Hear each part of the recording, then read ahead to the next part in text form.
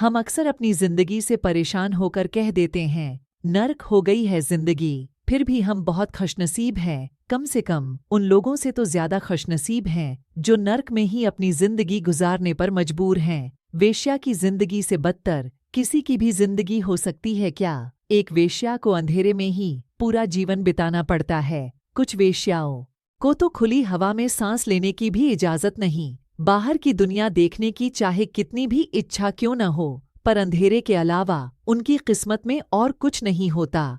वेश्यालय में औरत का सिर्फ जिस्म कैद नहीं होता, बल्कि उसकी पूरी जिंदगी पर ही एक बंदिश लग जाती है। बहुत वक्त बीत गया है, पर मैं आज भी हरे भरे खेतों में घूमना चाहती हूँ। मैंने कभी हरे खेत नहीं देखे, पर सच्ची बहुत मन करता है देखना का।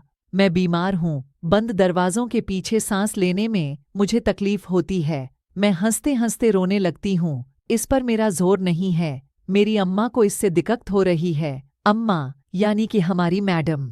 मैंने उन्हें भरोसा दिलाया है कि मैं जल्द ही ठीक हो जाऊंगी। मैं सिर्फ हंसूंगी और आंसू नहीं बहाऊंगी। मुझे कुछ भी याद नहीं, मैं बहुत छोटी थी। मेरी सबसे बड़ी दिक्कत है कि मैं यहाँ सांस नहीं ले पाती।